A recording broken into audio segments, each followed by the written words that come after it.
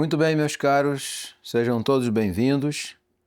Vamos começar mais uma aula semanal tratando dos ensinamentos do Catecismo de São Pio X. E, claro, agora ainda, isso vai levar um bom tempo, vamos tratar dos mandamentos da lei de Deus. Hoje nós vamos começar um novo mandamento. Já vimos os 3 primeiros, que estão diretamente ligados a Deus. O 4º mandamento, que trata das autoridades e toda a hierarquia da sociedade que a gente precisa respeitar, começando nos pais e terminando nas autoridades religiosas. Hoje nós vamos nos ocupar de um mandamento que gera muitas questões, mas que, se nós entendermos bem os seus princípios, vai facilitar a nossa conduta perante ele. É o 5º mandamento: não matar. Como todo mandamento, ele está presente na natureza humana. Todas as sociedades, civilizações tinham esse mandamento como regra, ou seja, em princípio, nós não temos o direito de tirar a existência de ninguém nem de nada. Ou seja, não matar significa é vedado ao homem, em regra geral, ofender a existência em geral. Tudo que existe merece existir e nós não temos o direito de tirar a existência de outras coisas, muito menos de um semelhante. Então, essa proibição, como regra geral, ela existe em todos os códigos legais de todos os tempos. Para todo tipo de homicídio, para todo tipo de violência, para todo tipo de ataque que se faz a um ser humano, havia uma punição. No entanto, nós vamos ver que existem situações tais aonde a defesa deste ser mesmo que não pode ser violado, para que isso não ocorra, eu vou precisar tirar a vida de alguém. Como entender essa situação sob a ótica católica, da caridade e da ótica cristã? É o que nós vamos tentar ver em linhas gerais a partir da aula de hoje, né? Pois bem, é vedado então ao homem tirar a vida do seu próximo. E, curiosamente, quando eu proíbo que alguém tire a vida de um semelhante, primeiramente eu já estou proibindo que eu tire a minha própria vida. E aí nós vamos tratar, dentro desse tema, da questão do suicídio, tá? Porque não matar significa também não tirar a sua própria existência. E nós vamos ver por que isso não pode acontecer. Então, essa proibição é, em primeiro lugar, de tirar a própria vida e, em segundo lugar, de tirar a vida alheia. Está proibido ao cristão e a todos os homens como lei natural esse fato. No entanto, nós sabemos que em muitos momentos pessoas tiveram suas vidas ceifadas e nem todas elas foram por motivo de pecado. E nós vamos ver quais são as exceções a essa regra. Então, nós vamos estudar situações que algumas até já não são mais muito usuais no dia de hoje, como, por exemplo, a questão do duelo, né? Mas, de alguma maneira, isso ainda existe. No momento em que há uma ofensa particular ou pessoal ao indivíduo, e esses indivíduos vão se enfrentar publicamente. É claro que quando se trata de duelo, nós imaginamos logo aqueles atos que possuíam até um rito na hora de ser realizado. Isso já não existe mais. Mas o enfrentamento dos homens, um lançamento de um desafio pessoal entre um e outro, pode suscitar situações semelhantes ao duelo. Então a gente vai estudar também essa questão do duelo. Mas dentro do não matar, nós podemos também observar outras características que englobam o quinto mandamento. Uma delas, por exemplo, são os maus tratos e o desejo de vingança.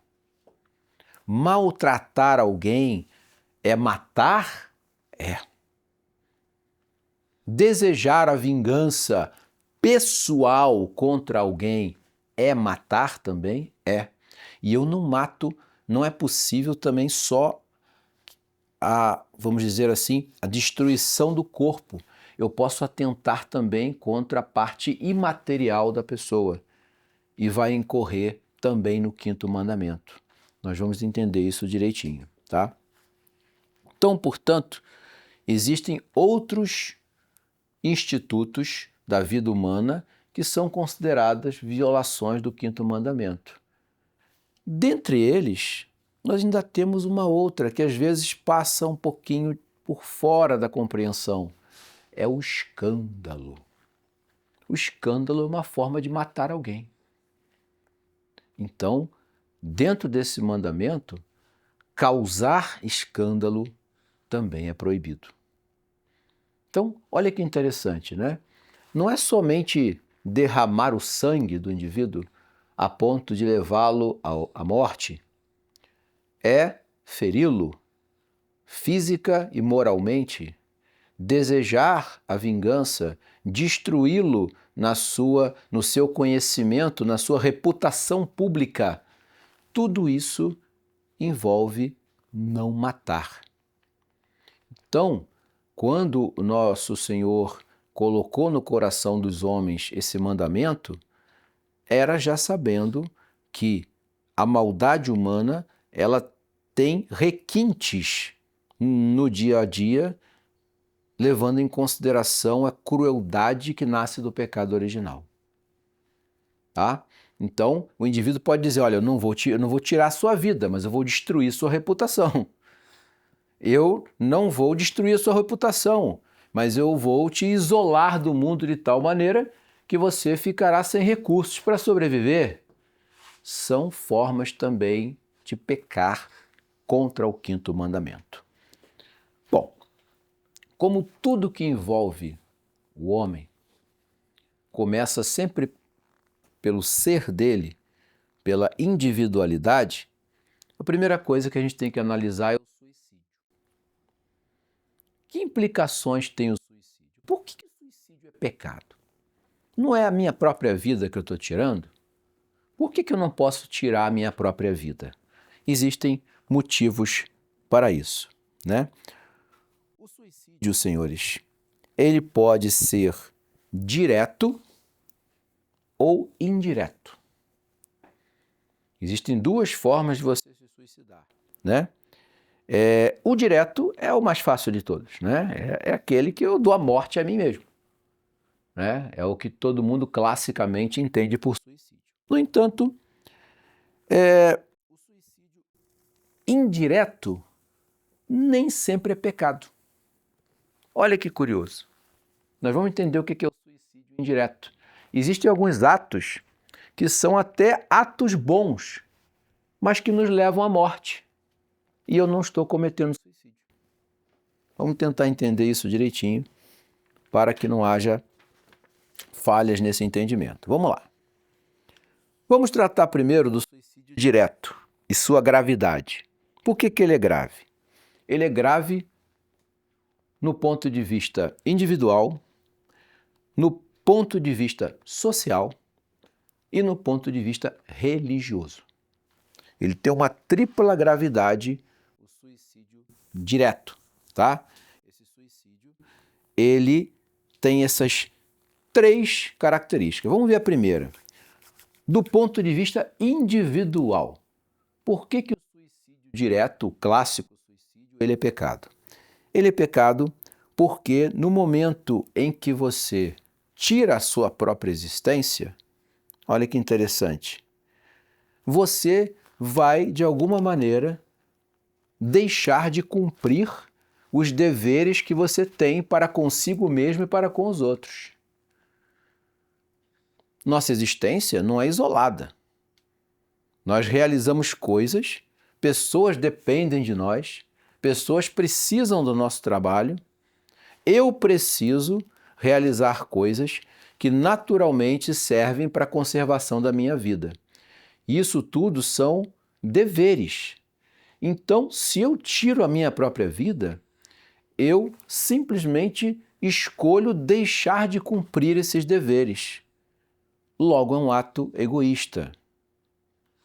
Então, é uma implicação individual esse suicídio que o indivíduo comete diante de uma situação de dor. Por quê? O princípio primordial de todo ser vivo é a conservação da vida. Você naturalmente, mesmo não querendo, mesmo não treinando, você tem movimentos que levam você a conservar a própria vida. Você está subindo numa escadaria que está ficando muito alta e a escada está perdendo, sei lá, a sua estabilidade, você imediatamente já começa a parar e pensar em descer. Por quê? Porque você está tentando conservar a sua vida. Você vai fazer uma trilha na montanha, daqui a pouco a trilha começa a ficar muito escarpada, sem ter onde você segurar, você já começa, opa, não vou não, vou ficar por aqui. Por quê? Você simplesmente já começa a pensar em proteger a sua própria existência. Então é algo natural dar uma proteção pessoal à vida. E você, ao se suicidar, você viola essa característica individual de todo ser vivo. E aí vem outro problema, Se você é levado a tirar a vida por causa de sofrimentos, por causa de durezas que você vai enfrentar, o ato de se suicidar se torna um ato de covardia. Porque olha que interessante, você não quer passar por um sofrimento que será grande, vai tirar a própria vida para não enfrentar aquele sofrimento. Ou seja, você está se acovardando daquilo que te ameaça e te dá medo. No entanto, há quem diga que para tirar a própria vida, você tem que ter alguma coragem, não é? Porque não é tão simples, você tirar a própria vida, Mas se você tem alguma coragem para tirar a própria vida, por que não usa coragem para enfrentar as dores que estão te levando a tirar a vida? Então, em qualquer sentido, o suicídio tem algo de covarde, mesmo que envolva algum tipo de coragem ao fazer. Então, individualmente, ele é um pecado, é uma proibição por conta desses deveres que nós temos conosco mesmo e também o fato de que os nossos atos são sempre usados por alguém ou para alguém.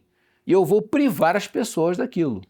E é justamente a partir disso é que vem o problema do ponto de vista social.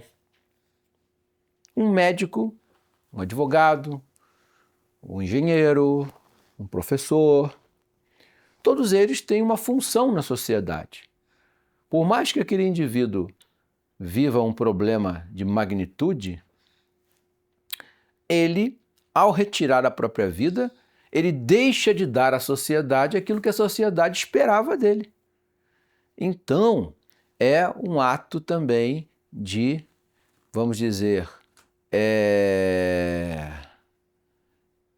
de uma certa individualidade de interesses, sem levar em consideração que os seres humanos eles foram criados para viver em sociedade. Então eu estou me retirando daquela sociedade, vou deixar de prestar o meu serviço àquela sociedade por causa de um motivo particular. Veja como não há nenhum caráter de heroísmo no suicídio. Tudo é sempre beirando a covardia. Pode parecer duro, né? Puxa, o indivíduo já está atribulado ali e você ainda está chamando ele de covarde, mas a covardia é o sentimento que vai levar o indivíduo a tirar a própria vida, tá? Ele não quer enfrentar a dor que está diante dele, tá? E ao fazer isso, ele vai privar a sociedade da sua existência. Muitos suicidas, eles tentam argumentar: mas eu não presto para nada, a minha existência no mundo não vale nada, eu sou um homem que nunca fiz nada por ninguém. Isso é falso, porque um mero gesto que você faça com uma pessoa, uma simples ajuda que você dê a alguém, por mais simples que você seja, aquilo ali a pessoa precisou. E se você tirou a sua própria vida, você deixou de dar quando alguém fosse precisar daquilo. Então não existe existência inútil. Tudo que existe é consequência das obras de Deus. E aquela pessoa está presente naquele dia, naquele momento, com aquele sofrimento, com algum propósito. Então não justifica-se também no sentido social. Sob o ponto de vista, então, social, já seria suficiente para que o indivíduo abandonasse o desejo de se suicidar. Mas o principal motivo é o religioso. Esses dois são também fundamentais, mas o religioso é o mais importante. E é aí que está a resposta final da questão do suicídio. Quando um homem se mata, ele tira da existência algo que foi dado a ele. Se foi dado a ele, não foi ele o autor. Se não foi ele o autor, ele não tem direito de tirar, porque não é dele. Deus é autor da vida, portanto, só Deus pode determinar o momento em que aquele ser deixará de existir no mundo. Não temos esse direito. Ainda que a nossa consciência pule os dois motivos iniciais, individual e social, quando ele chega no motivo religioso, ele terá que realizar um ato de revolução, de ódio ao Criador, para realizar aquilo. É claro que ele não pensa isso nessa maneira estruturada, como nós estamos falando. O indivíduo muitas vezes desesperado vai e tira a vida, mas no íntimo dele houve um momento em que ele disse: olha, eu não quero saber do Criador, eu não quero esse sofrimento para mim. Mas quando ele faz isso, ele se arroga um ato que não lhe cabe, porque ele não foi ele que se criou, não foi ele que se constituiu dentro do útero da mãe dele e nem conferiu a ele uma alma imortal. Então, esse indivíduo está tirando algo da existência sem ter autoridade para isso, tá? Esse é o maior dos motivos. Somente Deus pode tirar a vida de alguém. E é por isso, por esse motivo, mesmo que pareça duro, a igreja não dá sepultura religiosa a suicidas. É por conta da violação desse terceiro motivo. O indivíduo ele não pode receber uma sepultura religiosa, nem assistência religiosa, se ele, num ato individual, resolveu se antecipar à vontade de Deus, pondo fim à sua própria vida. A igreja não está falando que o indivíduo vai para o inferno. Eu não estou falando do que vai acontecer com a alma dele depois daquilo ali. É claro que se ele morreu com esse pensamento, violando esses três princípios, ele vai para o inferno.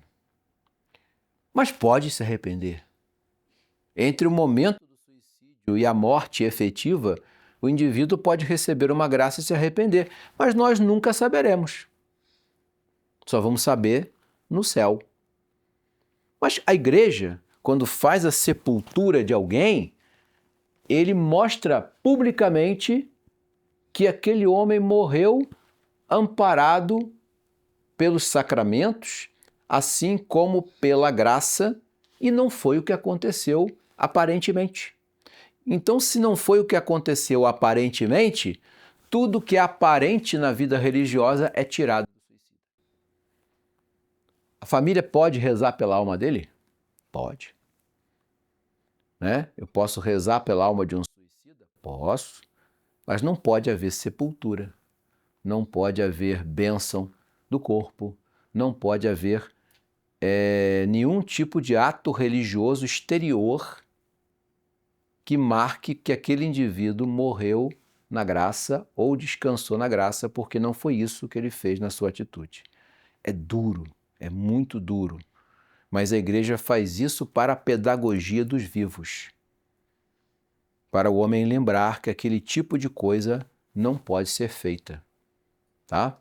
Mas, repito, não quer dizer necessariamente que o indivíduo foi para o inferno particularmente. Claro que se ele morreu com aquelas disposições, ele foi. Mas ele pode ter se arrependido? Pode. Pode acontecer em alguns casos. Não sabemos quais os casos. Um dia saberemos. Só aquele que foi revelado por São João Maria Vianney, né? Do homem que pulou da ponte e morreu afogado, e a esposa dele, lamentando a morte trágica e impenitente do marido, foi consolada por ele. Olha, não chore, porque entre a ponte e o rio ele se arrependeu. Né? Então é um exemplo aí clássico da vida dos santos, que mostra que a gente não pode ter essa certeza, né? Mas se ele morreu nas disposições e não houve esse arrependimento, ele perdeu a sua alma, né? Aí vem então o tal do suicídio indireto. Esse é curioso, né? Esse suicídio indireto, ele não é pecado. Como é que pode? Que situações levam ao suicídio indireto? Vamos lá, vocês vão entender. Primeiro motivo, né? Ele será permitido quando uma situação grave exigir. Por exemplo, salvação pública. Um soldado precisa dinamitar uma ponte no meio de uma guerra, porque senão o exército inimigo vai invadir o país dele e a população vai ser morta, os soldados serão mortos. Mas para ele explodir aquela ponte, ele vai ter que explodir junto com ela para proteger os soldados. É um suicídio? É, mas é um suicídio por um motivo grave. Então ele foi lá, ele explodiu a ponte, não porque ele queria tirar a própria vida, mas ele deixou que assim acontecesse, senão a vida dos outros é que seria perdida. Nesse caso não é pecado, tá? Então você vai olhar, o soldado explodiu a ponte, ele explodiu junto com a ponte, mas não se suicidou. Aliás, ele se suicidou, mas o suicídio dele foi indireto, não foi um pecado propriamente dito. Isso vale também, por exemplo, como o perigo iminente. Vamos supor, quer ver só um caso que as pessoas às vezes se chocam? Incêndio num prédio. Tá pegando fogo, eu tô na janela lá no 10º andar, o fogo tá vindo para cima de mim, eu não tenho procurando saída, e num ato meio desesperado para fugir da morte pelo fogo, eu pulo. Nesse caso, não houve o pecado.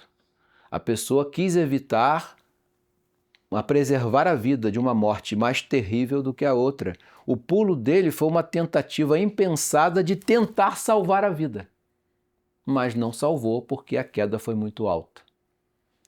Outra situação também que libera o indivíduo da culpabilidade do suicídio, né?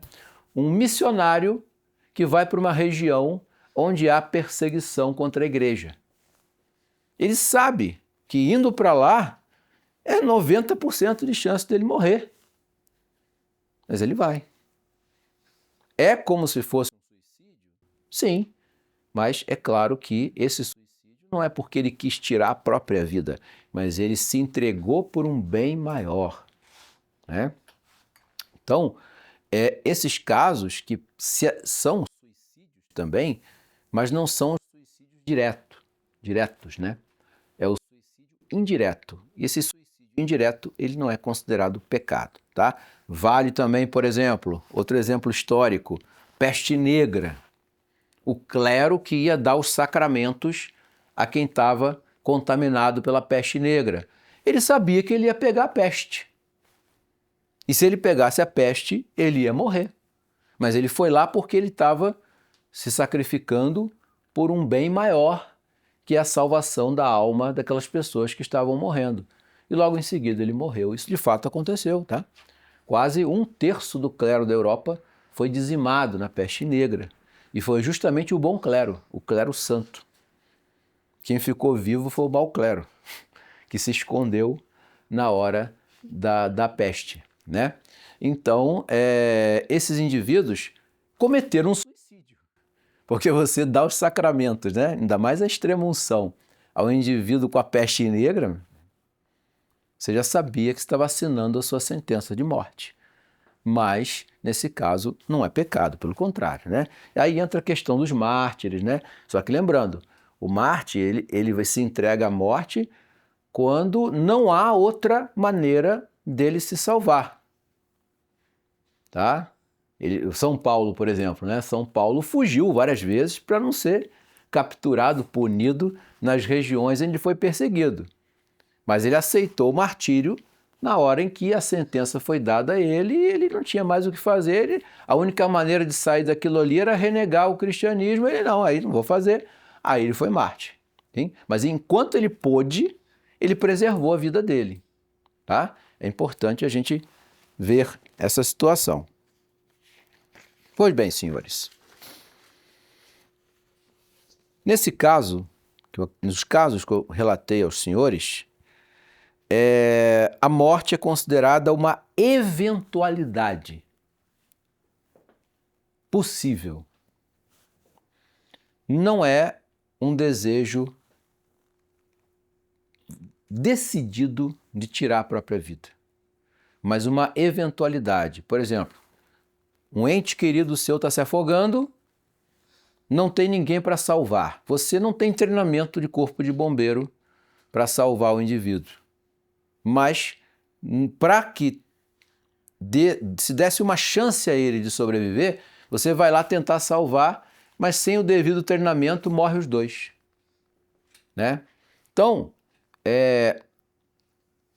se você não fosse porque o devido treinamento não foi dado, você não estaria cometendo pecado. Mas se você resolveu ir a si mesmo, não foi um suicídio, né? Na verdade, foi uma tentativa de salvar o indivíduo, tá? Agora, o bombeiro treinado, não. Se ele não for lá, ele está pecando, está descumprindo o dever dele, ele tem que ir, tá? Pois bem, logo, esses atos não são considerados pecados, apesar de serem suicídios indiretos, né?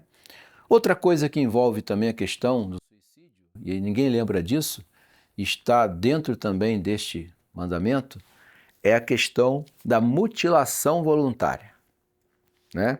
É proibido o indivíduo tirar partes do corpo dele sem um motivo real e grave. Não é permitido fazer feridas no corpo sem um motivo grave para isso. Isso não é muito difícil da gente entender, né? O indivíduo precisa ser operado, ele vai ter que ser, em alguns momentos, mutilado, né? Aí, necessidade. Mas o indivíduo, por exemplo, eu não gosto do meu dedinho, eu vou pedir para um cirurgião tirar o meu dedinho que eu acho ele muito feio. Não. Esse tipo de situação não pode. É uma maneira de se atentar também contra o corpo de maneira pecaminosa, tá? Então, a proibição das mutilações voluntárias, tá? Uma mutilação necessária, a pessoa precisa passar por aquilo, né? E é claro, a não ser que seja para salvar a própria saúde, né? O caso clássico do indivíduo que ficou agarrado lá numa caverna, já houve um caso como esse, para ele sobreviver, ele teve que amputar o próprio braço. Aí ele saiu de lá sem braço, mas sobreviveu. Ele fez uma mutilação? Fez, mas aí para salvar a própria vida. Aí realmente não é pecado, tá? Mas tirar partes do corpo sem um devido motivo é pecado grave, tá? O corpo não pode ser mutilado. Aí entra uma questão que as pessoas levantam contra a igreja. As famosas penitências dos homens da igreja, né? Vocês sabem que no passado haviam muitas penitências duríssimas realizadas por religiosos que botavam em perigo a saúde da pessoa.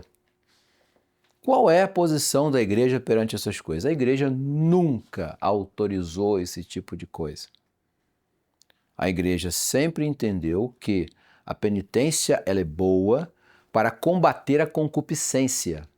A dor, muitas vezes, é consentida para que você vença um vício, mas jamais aquilo pode ter um caráter desequilibrado. E, em geral, a igreja sempre pede isso. Alguma penitência vai ser feita? Consultar a autoridade religiosa. Padre, eu quero fazer um jejum de 3 dias sem comer nada. O padre certamente não vai deixar. Não, senhor. O senhor pode tirar alguma coisa aqui, lá, tirar uma refeição, mas ficar 3, 4, 5 dias sem comer, não, a igreja não vai permitir. Tá? E aí, imediatamente, a pessoa fala, mas e os santos? Tinha um santo que andava descalço na neve. Tinha um santo que ficou a vida inteira ajoelhado em cima da pedra. Veja bem, a graça especial que as almas santas receberam, eles receberam, não as outras pessoas. São Pedro de Alcântara dormia em pé, encostado numa tábua. Não significa que todo frade franciscano vai dormir numa tábua, né? Então, imitar os santos é imitar as virtudes dos santos e não as coisas extraordinárias que por graça especial eles receberam. Houve um santo recente chamado São Gabriel da Virgem Dolorosa ou São Gabriel Possidente, um santo passionista que viveu na Itália no século XIX, que foi um rapaz de uma vida muito santa e ele gostava de fazer umas penitências pesadas, né? Era inspirado para isso na sua santidade. Mas aí o que acontecia? O superior dele, o passionista, não, senhor, o senhor faz isso não. Ah, hoje eu não vou tomar o de jejum, não vou tomar o café. Ele queria oferecer aquilo pelas almas. Aí o superior dele, não, pelo contrário, por obediência você vai comer sim. Aí ele comia por obediência. Às vezes ele queria ficar vários dias rezando, ajoelhado, até mesmo nos momentos de lazer. Aí o superior chegava e dizia, não senhor, o senhor vai lá andar um pouco com seus amigos lá na floresta e tal. Então você nota que os santos eles têm aquela tendência de fazer essas coisas, né, que são inspiradas para isso, mas existe o superior que está ali para controlá-los. E ele foi santo, morreu em santidade, se tornou um grande taumaturgo, né? O santuário dele é um centro de peregrinações, eu acho que eu esqueci o nome da cidade, que tem o santuário de São Gabriel, mas é só pesquisar que vocês vão saber. Então, as penitências que ele tentava fazer eram duríssimas, mas o superior dele dizia, não, isso aqui você pode, isso aqui você não pode. Então a igreja sempre teve esse parecer. Aqueles famosos flagelantes do fim da Idade Média que andavam pela rua se chicoteando, a igreja nunca autorizou aquilo. Eram atitudes particulares que a igreja observava e via no que ia dar. Normalmente não dava certo. O indivíduo descambava para a heresia, descambava para outros erros. como os cátaros pior ainda, né? Não estou nem falando dos cátaros, estou falando de grupos de religiosos penitentes mesmo, que eram muito comuns no fim da Idade Média. E tinha umas bizarrices que a igreja foi, cortando. Não, isso aqui não pode, isso aqui não pode. A igreja corrige os santos, sabiam disso? Por exemplo, Santa Clara de Assis, São Francisco de Assis, o Papa puxou a orelha dos dois, por causa da regra duríssima que eles queriam impor aos religiosos. E aí o Papa, quando olhou aquilo, falou, não pode tratar de mudar, porque o senhor consegue fazer isso, mas os frades que vão seguir o seu exemplo depois não vão conseguir. Aí São Francisco foi lá e mudou a regra. Santa Clara, a mesma coisa. Então a igreja sempre teve esse cuidado, esse equilíbrio diante da questão da penitência, porque senão entra no campo do suicídio. O indivíduo vai fazer uma penitência tal que vai levar ele à morte. E a igreja nunca viu isso com bons olhos, tá? Se aconteceu, aconteceu a revelia ou a igreja permitiu por ser uma graça especial de um santo, que comprovadamente recebeu aquela graça do céu, tá? Então não é lícito aos católicos fazer mortificações exageradas. Jamais. Isso tem que ser equilibrado. Perfeito, senhores? Então, o quinto mandamento, no que toca ao suicídio, ou seja, destruição de si próprio, envolve todas essas questões. Agora, vamos para o clássico do quinto mandamento, que é o homicídio. Agora não é mais comigo. Agora é com o outro. E aí as implicações são mais amplas, né? O que é o homicídio, né? O homicídio, ele tem várias espécies também de homicídios. Existe o homicídio direto, né? Que é o clássico de você tirar a vida de uma pessoa, tirar a vida do próximo. Olha que interessante, tirar a vida do próximo injustamente. Essa palavrinha acrescentada na definição, ela diz muita coisa. É proibido tirar a vida do indivíduo de forma injusta. Por quê? Existe uma forma justa de fazer isso? Sim, tá? Mas de tirar a vida de forma injusta é o homicídio direto. E o homicídio indireto? O homicídio indireto é quando você coopera para a morte de alguém. Por exemplo, eu não matei o indivíduo, mas eu mandei matar. Você cometeu homicídio indireto. Ou então você vai aconselhar alguém a matar os outros. Se eu fosse você, eu matava aquele seu vizinho. Ele não presta não, vai lá, acaba com ele. Isso também é uma forma de cometer homicídio. Assim como auxiliar alguém que vai cometer um homicídio. Eu preciso de um revólver. Toma, leva aqui, Leva o meu e faz o que você tem que fazer. É uma forma de homicídio também. Você não participou diretamente, mas você auxiliou. E o quarto, que é mais polêmico. Quando você está diante de um homicídio e tem a possibilidade de impedir, mas se omite. Você sabe que a pessoa saiu daqui para matar alguém, você tem certeza de que aquilo vai acontecer, você tem como evitar, mas você, não vou me meter nisso não. Complicado, hein? Mas veja bem, você tem como evitar. Se você não tem como evitar, você não vai poder fazer nada. Mas se você tem como evitar aquele homicídio, você tem que procurar por todos os meios impedir que ele aconteça. Você não pode simplesmente se omitir e dizer, isso não tem nada a ver comigo. Mas não pensem, senhores, que isso dá liberdade para que nós nos tornemos super-heróis, não, tá? Porque há casos em que nós não temos força para mudar o que vai acontecer. É só num caso onde eu posso impedir. Eu posso, tenho certeza que eu posso, mas eu não vou fazer.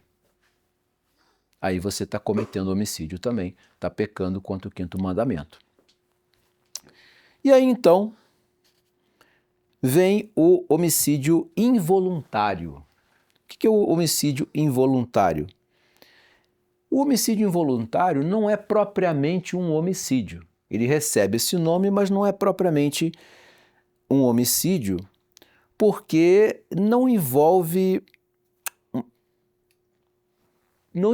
assim diretamente uma culpabilidade, e essa culpabilidade pode ser gradual, gradativa, né? Então depende muito da situação. É o caso, por exemplo, que acontece muito com médicos, cirurgiões e farmacêuticos. O indivíduo, por uma certa incúria, por uma certa descuido na hora de exercer a profissão, ele vem causar a morte da pessoa. Ele não pretendia causar, ele não tinha intenção de causar, pelo contrário, ele estava tentando salvar a vida da pessoa, mas chegou um momento ali que havia uma limitação que poderia ser sanada, mas ele assumiu o risco de fazer a si mesmo, levando em consideração o conhecimento que ele tinha ou não. E aí causou a morte da pessoa. Isso não é propriamente um homicídio, mas pode ter implicações de gravidade dependendo do grau de incúria, do grau de capacidade que a pessoa abriu mão.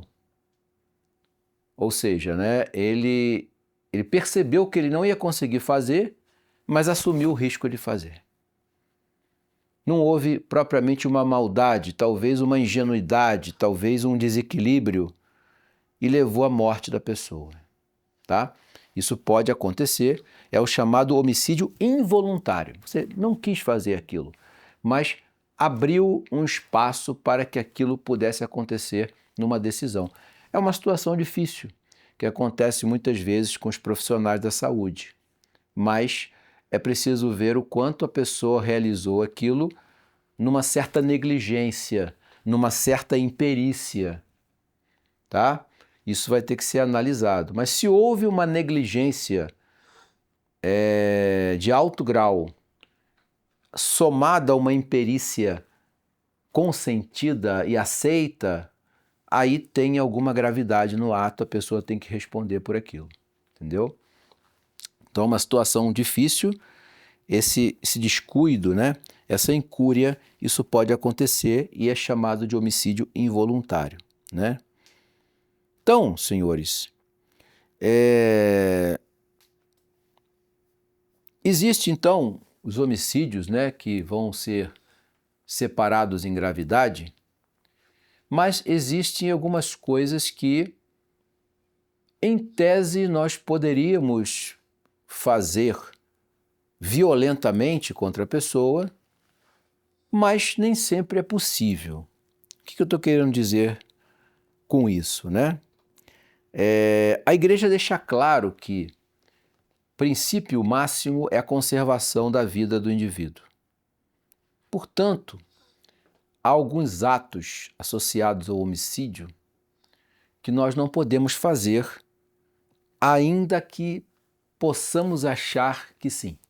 O primeiro caso, por exemplo, é quando uma pessoa muito velha e muito doente, sofrendo muito, eu, por me apiedar do seu sofrimento, ajudo ele a chegar à morte mais rápido. Parece um ato bom, mas não é. Eu não posso adiantar a morte de uma pessoa. Ah, o cara vai morrer mesmo, acaba de matar. Não, né? É difícil tratar disso, porque na guerra, por exemplo, principalmente na guerra antiga, era muito comum, né, você derrubar um soldado e o soldado está agonizando, e para diminuir o sofrimento do soldado, que já naturalmente ia morrer, eu dar a morte a ele, né? É uma situação. A outra situação é o indivíduo que você sabe que vai morrer em algum momento, está sofrendo muito, mas você não sabe quando, e aí você apressa a morte do indivíduo, dos mais velhos ou de pessoas doentes. Não pode. Tá? A regra geral da igreja é essa. Aí entra os velhos, né, para diminuir seu sofrimento, as pessoas com feridas mortais, A gente não pode acelerar a morte das pessoas. Nem podemos, por exemplo, num caso em que um homem furioso sai na direção de alguém, eu não posso, num primeiro ato, matá-lo pela sua fúria.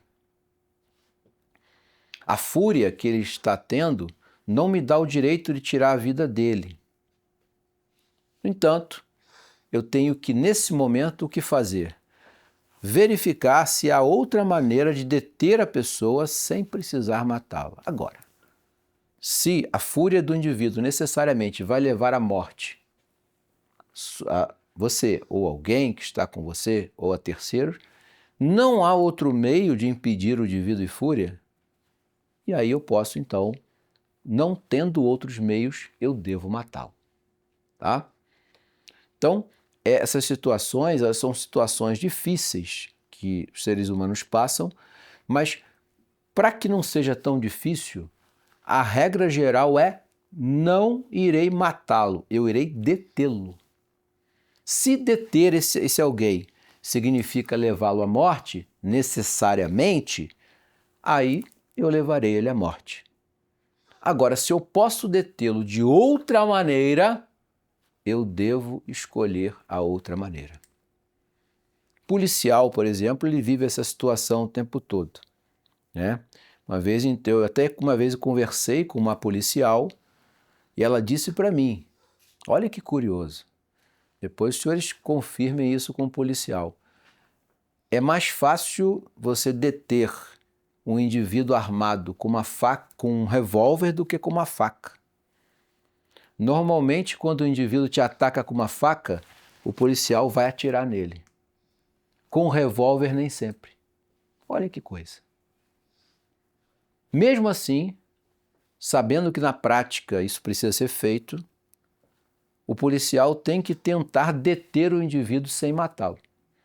Mas o julgamento vai ser feito conforme o treinamento do militar. Tá? Não, esse aqui eu vou ter que abater. Estrito cumprimento do dever legal dele, defesa da sociedade, ele não comete pecado, mas sempre tem que tender para isso. É possível resolver o problema sem tirar a vida? É. Então é esse que eu vou optar. Não dá, eu tenho que matar o indivíduo, então eu sou obrigado a matar, senão eu vou descumprir o meu dever. Tá? Essas coisas são difíceis realmente, mas de fato é porque o mandamento ele é tão categórico que é preciso que a gente não viole esse limite da possibilidade de tirar a vida de outra pessoa, tá? Quando eu atento, senhores, contra a vida do próximo, eu violo a caridade, se eu atento de forma injusta. Se eu violo algo que envolve a sociedade, eu atento quanto à ordem pública. E se eu faço alguma coisa contra Deus, ou seja, contra a vontade de Deus, eu tiro de Deus o direito que é dele e não meu. Então, essas são as implicações que a igreja entende que estão associadas ao homicídio, né? E aí, tendo isso como regra geral, a gente pode aplicar isso na vivência da nossa vida no dia a dia. Agora, quando é que eu posso, então, de fato, tirar a vida de alguém? Eu não posso, em regra geral. Mas existem casos em que é permitido o homicídio. Nesse caso, ele é permitido. As situações que eu falei anteriormente são situações extravagantes. Essas que eu vou citar agora, elas te dão permissão para matar. Que permissões são essas? A primeira delas é a mais óbvia de todas, a legítima defesa. Tá? Houve uma agressão contra você e você é obrigado a se defender. Precisa se defender e naturalmente você fará isso. E essa legítima defesa, em certos casos, pode corresponder à morte daquele que te ofendeu, tá? Isso aí é pacífico em qualquer legislação, em qualquer tempo, e é claro, a igreja assim contempla, né? Mas em que momento, por exemplo, eu posso realizar essa legítima defesa? É curioso isso. O indivíduo começa a ação contra mim. Eu pratico a legítima defesa e vamos supor que eu não precise matá-lo. Eu consegui que o indivíduo fosse abatido sem tirar-lhe a vida. No momento em que a ação contra você foi interrompida, acabou o meu direito de legítima defesa. Eu não posso, daqui a uma semana, vou pegar esse cara para me vingar dele. Não. A legítima defesa é nesse trajeto, é no ato da tentativa. Aí eu posso. Aí eu tenho o direito de praticar um homicídio por conta de uma agressão injusta contra mim ou contra terceiros que dependem da minha proteção, tá? Isso é interessante. Agora, mais polêmico ainda, né? A defesa dos bens. Eu posso matar alguém para defender os meus bens? Pode. Quando os bens são de grande importância e valor para você. Mas lembrando sempre, se houver outra maneira de defendê-los sem tirar a vida do indivíduo, essa tem que ser preterida. Então, o indivíduo está tentando roubar meu carro, o único que eu tenho. Eu posso evitar. E se nessa tentativa de evitar o roubo do meu carro eu tiver que matar o indivíduo, eu posso.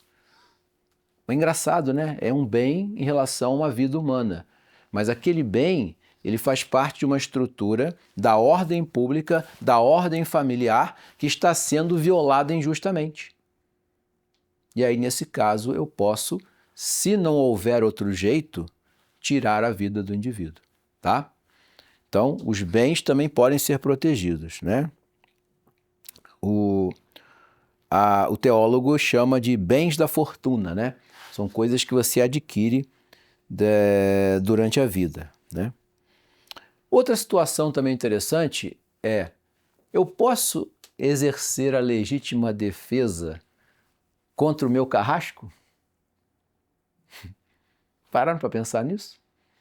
O Brasil não tem pena de morte, né? Não tem. O Brasil aboliu a pena de morte no tempo do Império. Havia pena de morte, havia forca no Brasil, né? Mas isso foi abolido na época de Dom Pedro II. Mas vamos supor que houvesse ainda pena de morte no Brasil e alguém fosse condenado à forca. Não seria mais forca, né? Seria uma injeção letal ou alguma coisa desse tipo. Mas vamos supor, vamos trabalhar com a forca. Eu, na hora que estou sendo enforcado, eu vou lá e mato o meu carrasco, porque ele estava tentando me matar. Eu pratiquei legítima defesa? Não. Porque ali o carrasco, ele está exercendo a vingança do Estado, pública, ele está agindo em nome do Estado para tirar a sua vida porque você foi julgado e condenado àquilo. Logo, você não tem o direito, você pode tentar defender a sua vida, tá? É natural, mas você não pode alegar legítima defesa. Tá entendendo? É claro que essa situação de carrasco é uma coisa de outra época, né? Mas é só para vocês entenderem que o Estado, ele sim pode praticar vingança. Por que o Estado pode praticar vingança pública? Porque o Estado ele é responsável pela manutenção da ordem pública. E essa ordem pública tem que levar os homens de bem ao bem comum. Se alguém viola esse bem comum, o Estado pode praticar essa vingança. Então o carrasco não é o seu fulano de tal matando o ciclano. O carrasco é o Estado punindo o criminoso. Aquele carrasco não está fazendo aquilo ali por vingança, nem está fazendo aquilo ali porque odeia o indivíduo que está lá. Ele faz porque é a função dele enquanto braço de execução das penas que o Estado aplica. Tá? Isso é difícil da gente compreender no mundo de hoje, porque isso é muito, no nosso país já não existe mais essa situação, tá? Mas não há legítima defesa não, tá? Se eu matar o Carrasco, eu vou ter que responder criminalmente pela morte do Carrasco, porque não é legítima defesa de quem está recebendo a punição do Estado, ok? Então, agora, eu posso, em certos casos, praticar o homicídio contra quem põe em perigo a minha vida ou de terceiros. Posso praticar o homicídio em casos em que os meus bens são atacados, mas quando a minha honra é ofendida, eu não posso matar a pessoa. E aí entra os famosos casos que a gente ouve na literatura do indivíduo que foi traído pela esposa e foi lá e matou a esposa e matou o cônjuge lá, o amante da esposa. Ele podia fazer isso? A honra dele foi atingida? A honra dele foi atingida, mas a honra eu recupero. Eu tenho como recuperar isso publicamente, então não me dá o direito de tirar a vida de ninguém por isso. O indivíduo pode atentar contra a minha honra, praticar injúria, praticar calúnia, mas existem maneiras de reverter isso sem precisar tirar a vida do indivíduo. Tá? Então, por exemplo, o indivíduo diz que eu sou ladrão. Ele está praticando uma calúnia. Sou ladrão, né? Mas eu não sou ladrão. Então eu vou buscar quem? O Estado, para provar para ele que eu não sou ladrão. Tenho como eu provar? Tem. Então eu preciso matar o indivíduo? Não, não preciso. Tá? O indivíduo como é que se diz? Incentivou o adultério com a minha esposa. Fui ofendido na minha honra, mas eu posso restaurar isso. Não tenho o direito de matar os dois, como algumas pessoas no passado chegaram a defender, tá? Porque esse tipo de coisa, ela pode ser restaurada e os verdadeiros causadores disso podem ser punidos. Então eu não posso praticar o homicídio em caso de violação da honra, nem em casos de calúnia, nem em casos de injúria. Então, senhores, a gente pode concluir essa nossa primeira aula sobre o quinto mandamento, não matar, que quando a ordem ela é destruída por uma ação injusta, cabe à autoridade governamental praticar a vingança pública. E o que é vingança pública? Pena de morte. Hoje em dia há uma grande campanha para se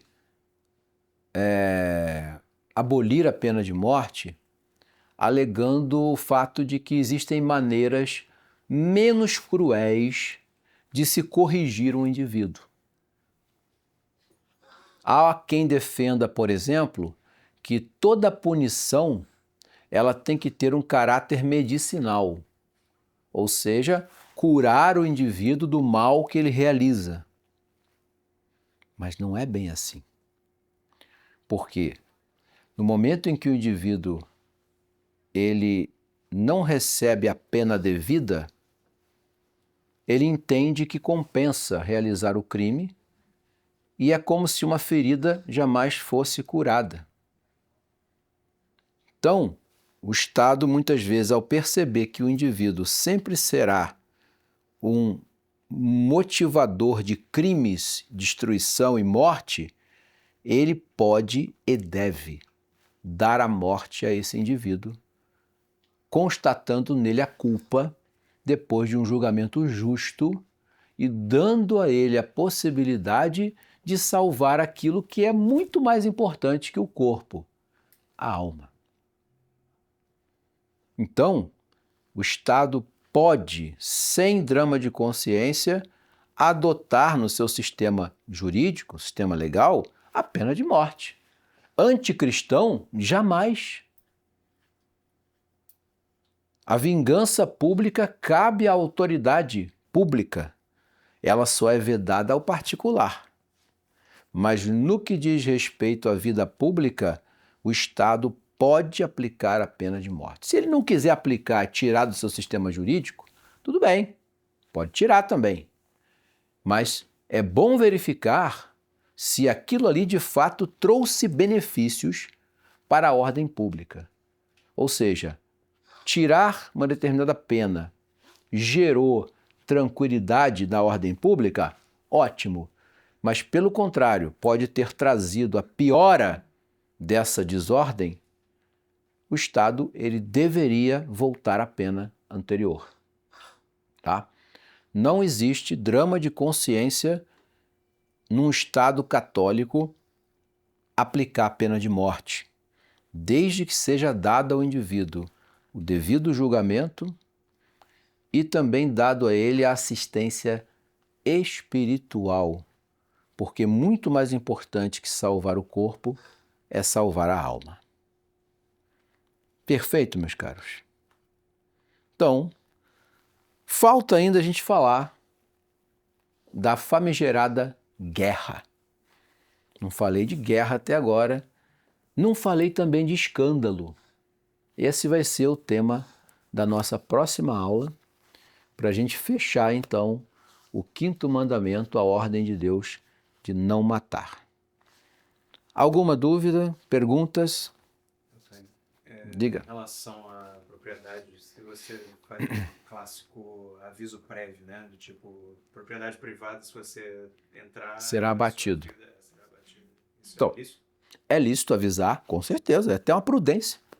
Olha, não entre aqui, porque se entrar sem minha autorização, sofrerá as consequências. Mas ainda assim, o indivíduo violou isso, pulou o seu muro, você avalia. Eu preciso matar esse cara? Não preciso. Não mate. Agora, se não tem outro jeito, ou eu mato esse cara ou ele vai acabar comigo. Aí você tem que fazer. Mas o aviso prévio, pelo contrário, é até prudente. Porque está avisando, ó. Prévio de matar. Sim, mas não te dá o direito, por exemplo, o indivíduo botou o pé para dentro do seu terreno, na hora que ele pisou, você já deu um tiro na cabeça dele. Você está entendendo? Não. Aí não. Aí não, né? Você tem que, mas o aviso pode ser colocado, mas você tem que ver, avaliar a situação e ver, olha, eu vou matar o indivíduo ou não, né? Posso detê-lo sem matá-lo? Posso, então eu vou fazer, entendeu? Professor, como é que isso se aplica à galera do MST, por exemplo? Bom, o MST é uma violação da propriedade privada que, pelo Código Legal Brasileiro, não pode ser feito. Existe até um instituto que eu não sei nem se existe ainda, chamado esbulho possessório. O pessoal do direito aí vai poder me ajudar. Ainda existe. Então, você pode pedir que o indivíduo seja removido pelas forças públicas. Agora, uma invasão iminente de grupos revolucionários armados dentro da sua propriedade, aí tu pode meter tiro. Por quê? O cara já pulou para dentro da sua terra, armado. Quem está armado não vem para brincar. Aí você pode disparar contra eles, entendeu? Mas o cara invadiu lá, botou umas barracas, ficou lá, ó, daqui eu não saio, daqui ninguém me tira. Você não pode meter tiro nele, entendeu? Uma galera mais radical. Não, entendi. Você vai dizer, olha, eu vou chamar a polícia, eu vou provocar o Estado para que ele venha aqui e retire vocês pela força pública, né? Todo mundo fez nada. Aí você vai ter o Estado, mas vai ter que fazer, porque legalmente não pode. O Estado, ele segue a lei, né? Então, se você movimenta o Estado, diz assim, olha, tem que tirar o indivíduo daí. Nenhum juiz vai dizer, eu não vou tirar, não vou dar esse direito, você perdeu sua terra. Não, vai ter uma ação de retirada daqueles indivíduos. Não te dá, não pode meter tiro no pessoal. Agora, no caso ali dele, né, o cara entrou na sua fazenda já armado, destruindo tudo, aí você pode defender suas coisas, com certeza. Uma pergunta, eu não sei se eu entendo certo, mas eu achava que o suicídio seria uma forma de pecado contra o Espírito Santo, porque a pessoa se desesperou. Sim, é um pecado, como eu disse, contra Deus, né? Você se arroga um direito que não é seu, o direito de vida e de morte cabe a Deus, né? Ele foi o nosso Criador, nosso autor da nossa vida, portanto, a nossa vida é dele e não nossa, né? Então, eu não posso tirar ou destruir o que não é meu. Quando eu violo alguma coisa contra a primeira pessoa da Trindade, eu violo contra as três, né? As três pessoas da Trindade são inseparáveis, né? Porque falavam que é aquele que não tem perdão. Os pecados que não têm perdão.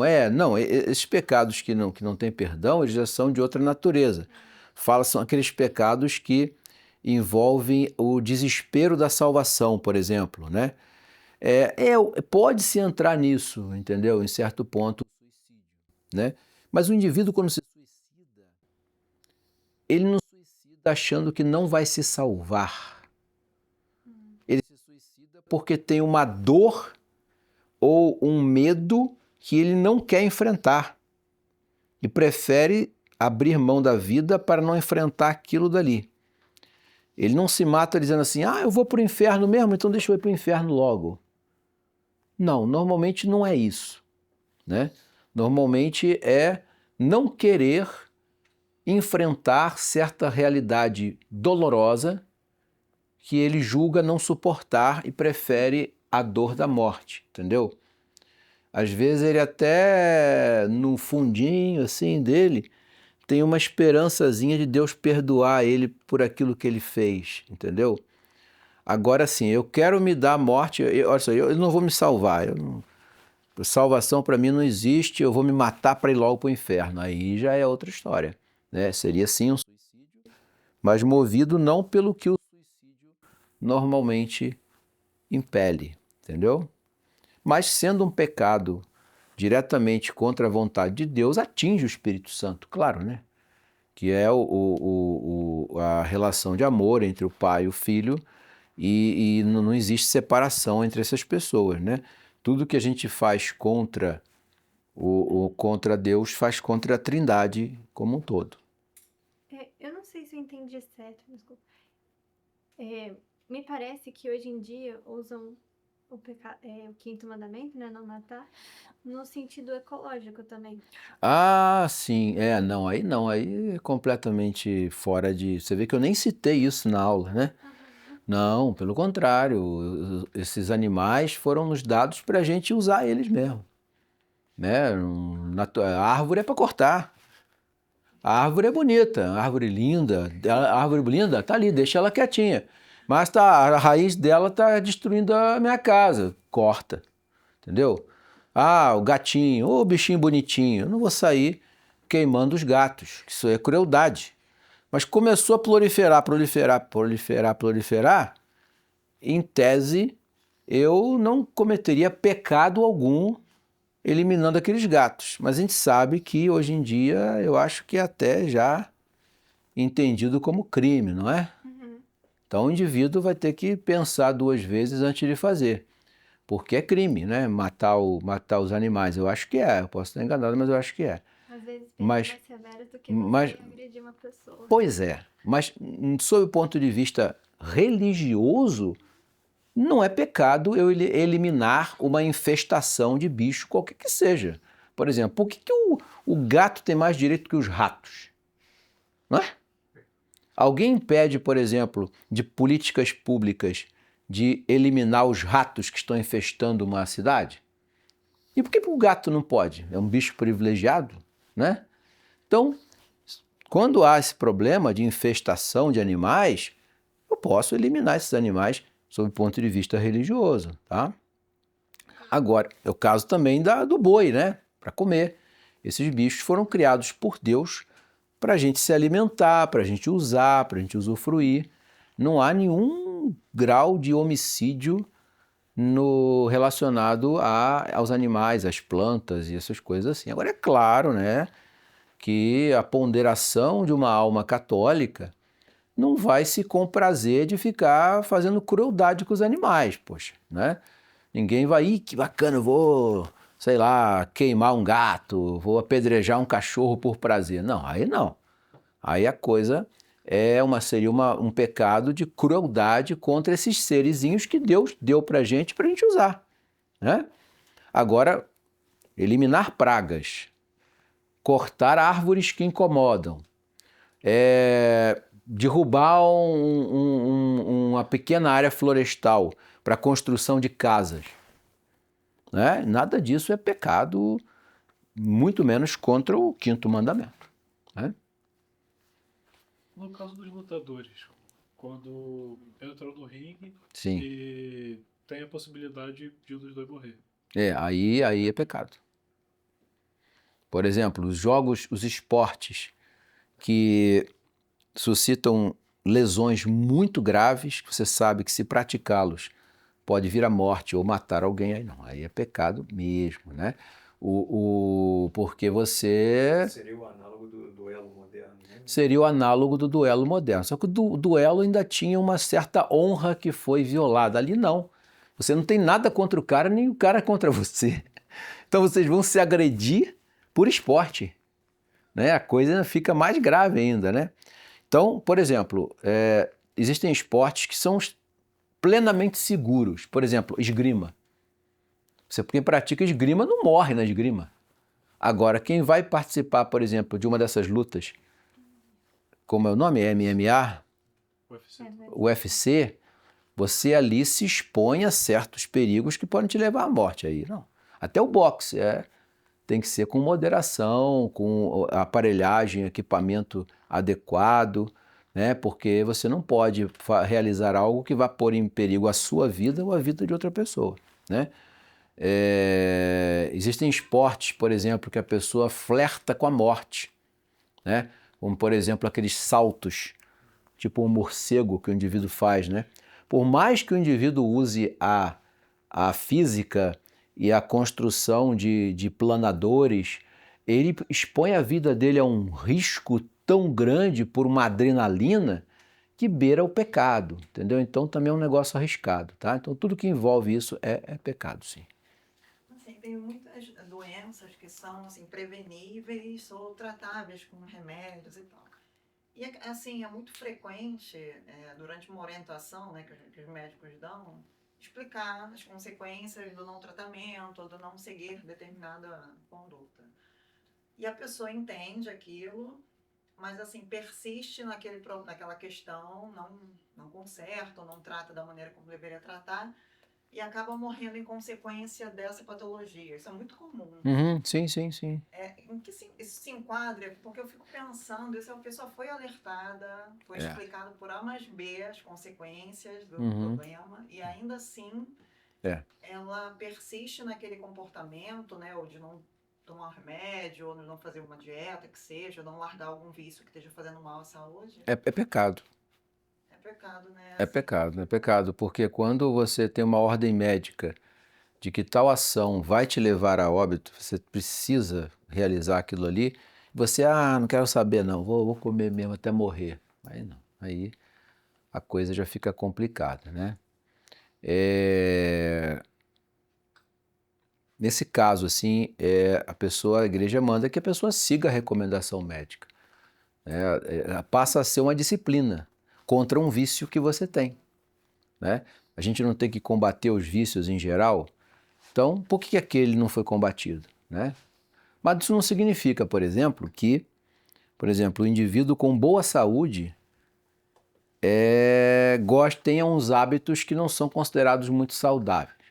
Isso não é pecado. Por exemplo, todo mundo fala muito hoje, há uma série de controvérsias quanto à questão do consumo de certos alimentos que fazem mal, né? Açúcar, salsicha, né? Então, sob certo aspecto, né? Assim, a pessoa que come muitas salsichas, come muito cachorro-quente, estaria se suicidando? Não, aí também não. Entendeu? Aí já é um pouco de exagero. A pessoa tem boa saúde, digere bem, não sente nada, está bem, ela pode comer a salsicha dela, pode fazer uso do açúcar, mas em certas pessoas aquilo ali vai ser um veneno. E aí nos casos desse em que a coisa vai ser um veneno, e o médico diz ao senhor, tem que parar com isso aqui, senão sua vida vai terminar, aí passa a ser um pecado não obedecer a orientação médica. Entendeu? Mas além de pecado, professor, ele é um tipo de tentar contra a própria vida e se tornar algum tipo de suicídio? É como se você fosse meio que, olha, eu vou morrer mesmo, eu tô doente mesmo, eu sou assim, eu gosto disso, vou continuar fazendo, que se dane. É meio que botar a vida em perigo, como se fosse um suicídio, né? É como se fosse uma indução ao suicídio, né? Mas isso é claro, né? Varia, né? Muito, né? Por exemplo, você não pode ter um pré-diabético e o indivíduo que já está em alto grau da doença, já está perdendo a visão, perdendo os dedos, perdendo as extremidades. Esse, poxa, se ele desobedecer o médico, ele está pecando grave, né? Agora, se ele está pré-diabético, tem uma glicosinha alta, hoje eu vou comer um docezinho, aí não é pecado, não, vai variar muito das condições da pessoa, né? Entendeu? Então é isso. Mais alguma coisa? Então, senhores, eu agradeço imensamente. Na próxima aula nós retornamos. Nosso auxílio está no nome do Senhor, Fez o céu e a terra. do Pai, do Filho e do Espírito Santo. Amém.